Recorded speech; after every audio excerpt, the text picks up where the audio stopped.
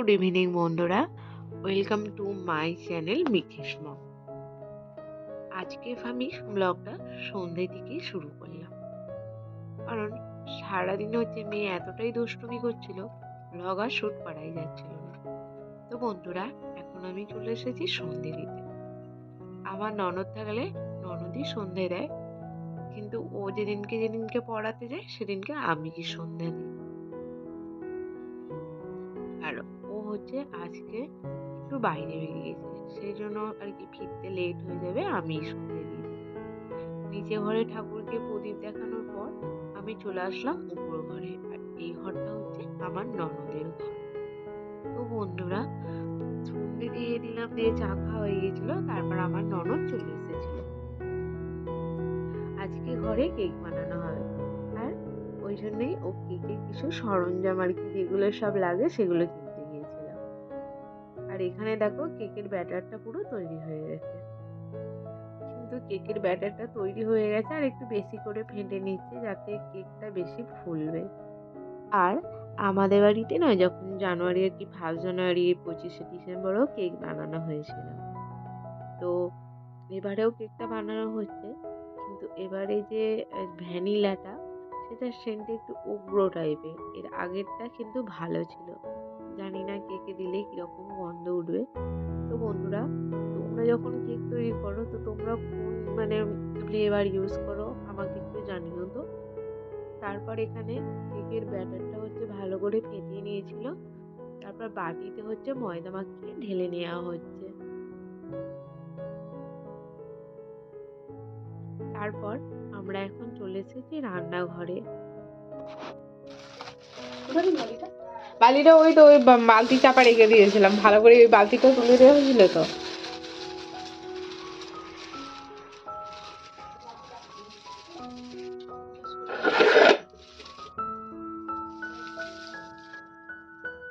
বালি তুলে নিছো? তুলে নাও।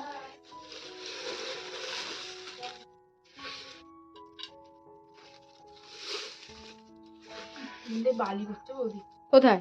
তাহলে পরে ঝেড়ে নেবো আবার। নাহলে তুমি সেই নাতা ভাঙিয়ে রাখবে। হ্যাঁ হ্যাঁ, বালি হয়ে যাবে।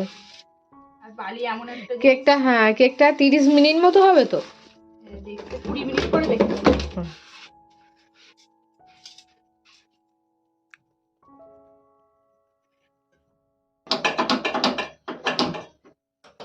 কেকটা তুমি ধরে দাঁড়াবে, একটা ছবি তুলবে। হ্যাঁ, তুমি কেক করেছো প্রমাণ।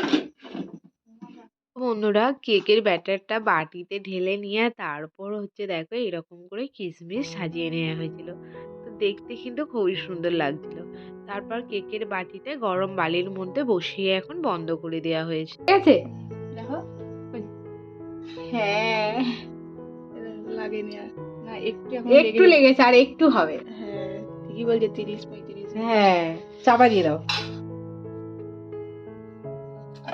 मोये मोये I'm so happy हो गया। দেখো ফাইনালি আমাদের কেকটা হয়েই গেছে, আর কেক মহারানী তো খুব সুন্দর দেখতে হয়েছে, যেন রূপে লক্ষ্মী আর গুণে সরস্বতী হয়েছে। দেখতে তো সুন্দরই হয়েছে, এবার দেখা যাক খেতে কেমন হয়। তো বন্ধুরা, খেয়ে অবশ্যই তোমাদেরকে জানাবো কেমন হয়েছে। তুমি কেক খাবে তো? এরকম পিপি কেক ছাড়াচ্ছে,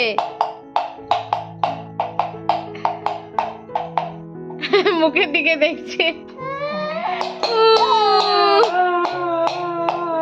অমিঠি খেলো, এটা দেখাও নি, এত কষ্ট করে পুরিটা হাত কেটে নেবে। বেরোচ্ছে না কেন গো?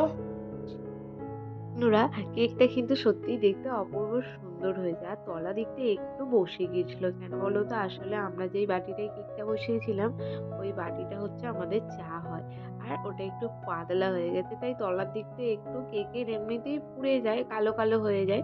আর আমাদের কেকেরও তাই একটু হয়েছিল, কিন্তু কেকটা কিন্তু খুব সুন্দর উঠে গেছে। আর দেখো আমার ননদ পিস পিস করে কেটে নিচ্ছে, আমাদের বাড়ির 5 জন, আমরা 5 জন কেকটা খাবো বলে। তো আমি কেকটা একটু সাইড থেকে ভেঙে খেয়েছিলাম, খেতে সুন্দর হয়েছে। তো বন্ধুরা, এখন ঘড়িতে বাজে 8:30 পৌনে 9টার মতন, আর আমাদের পুকুরটা দেখো ঘুম থেকে উঠে পড়েছে, আদৌ ঘুম ঘুমে আছে। এত বড় একটা হাই উঠে গেল, এবার আমাদের খামু খামু করতে হবে, অনেকটা কষ্ট করতে হবে বাবা। পুক। আবার হাসিটা দেখো, হাসিটা দেখো, হাসিটা দেখো। আহা হা হা, আমার পুকুরটা কি কাজ করছে, আমার কোলে হচ্ছে ঝাড়ছে। আমি ভাবলাম আবার হাসি হচ্ছে, আমার কোলে গঙ্গা যমুনা বইয়ে দিয়ে আবার হাসি হাসি করছে, তাই তো?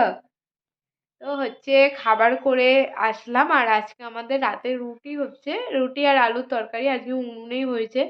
তো বন্ধুরা এবার মিটিয়ে খাওয়াবো, এখন একটা ঝড় উঠবে মোটামুটি ছোটোখাটো। তো আজকে ব্লগটা এখানেই শেষ করলাম। ব্লগটা কেমন হয়েছে অবশ্যই জানিও, আর যদি ভালো লেগে থাকে তো একটা লাইক দিয়ে দিও, আর চ্যানেলটিকে সাবস্ক্রাইব করে দিয়ে পাশে দেখো। তো দেখা হবে আবার নতুন একটা ব্লগে। তো বন্ধুরা গুড নাইট, সকলে খুব খুব ভালো থেকো।